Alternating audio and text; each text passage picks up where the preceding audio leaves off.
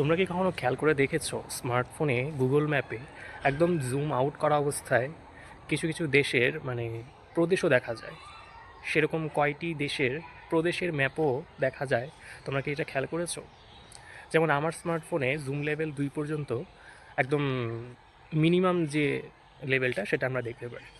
তো অনেক বেশিরভাগ স্মার্টফোনই মনে হয় সেমই হয়।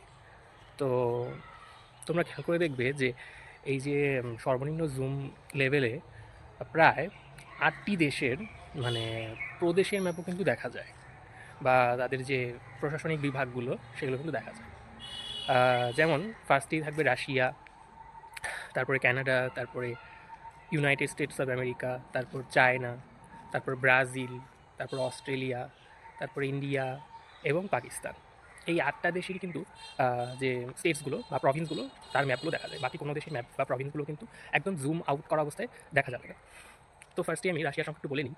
যেমন রাশিয়াতে প্রায় ৪৬টি ওব্লাস্ট রয়েছে, ২২টি রিপাবলিক রয়েছে, তারপর ৯টি ক্রাই, তারপর ৩টি ফেডারেল সিটি রয়েছে, ৪টি অক্রুগ রয়েছে এবং স্বায়ত্তশাসিত একটি ওব্লাস্ট রয়েছে। এবং রাশিয়া আর ইউক্রেনের যে যুদ্ধ হয়েছে তার মধ্যে থেকে রাশিয়া আরও ৪টি স্টেটস বা আহ, এরকম কোনো ওব্লাস্ট, ওরা তো ওব্লাস্ট বলে, এরকম ৪টি ওব্লাস্টকে তারা দাবি করে। সব মিলিয়ে প্রায় 89টা কিন্তু স্টেটস আমরা কিন্তু রাশিয়াতে পাচ্ছি, এবং সেগুলো কিন্তু একদম ছোটো ছোটো হলেও দেখা যাচ্ছে। আর বেশিরভাগ ওব্লাস্টগুলো হচ্ছে রাশিয়ার ইউরোপ অংশে। আমরা তো জানি যে ইউরাল পর্বতই হচ্ছে রাশিয়াকে ইউরোপ আর এশিয়ার মধ্যে ভাগ করে দিয়েছে। তো বেশিরভাগই হচ্ছে ইউরোপ অংশে, আর বাদবাকিগুলো হচ্ছে এশিয়া অংশে, মানে সাইবেরিয়াতে, যেগুলোতে পপুলেশন একদমই নেই বললেই চলে। তারপর যদি আমরা দেখি কানাডাতেও প্রায় 10টি স্টেটস রয়েছে। তারপর কানাডাতে স্টেটস নাও, প্রভিন্স বলে, তবে 10টি প্রভিন্স রয়েছে আর 3টি টেরিটরি। তারপর যদি ইউনাইটেড স্টেটস অফ আমেরিকাতে, এখানে জাস্ট 50টা স্টেট রয়েছে, আমরা সবাই জানি। তারপরে হচ্ছে চায়নাতে দেখা যাচ্ছে যে 22টা, এবং তাইওয়ানকে নিয়ে প্রায় 23টা প্রভিন্স রয়েছে, ওখানে প্রভিন্স বলে। তারপর এসএআর স্পেশাল অ্যাডমিনিস্ট্রেটিভ রিজিয়ন রয়েছে দুটো, হংকং এবং ম্যাকাও। তারপর 4টি স্পেশাল সিটি রয়েছে। চীন থেকে আমরা যদি চলে যাই ব্রাজিলেও কিন্তু প্রায় 26টির মতো স্টেটস রয়েছে। তারপর একটি ফেডারেল ডিস্ট্রিক্ট রয়েছে।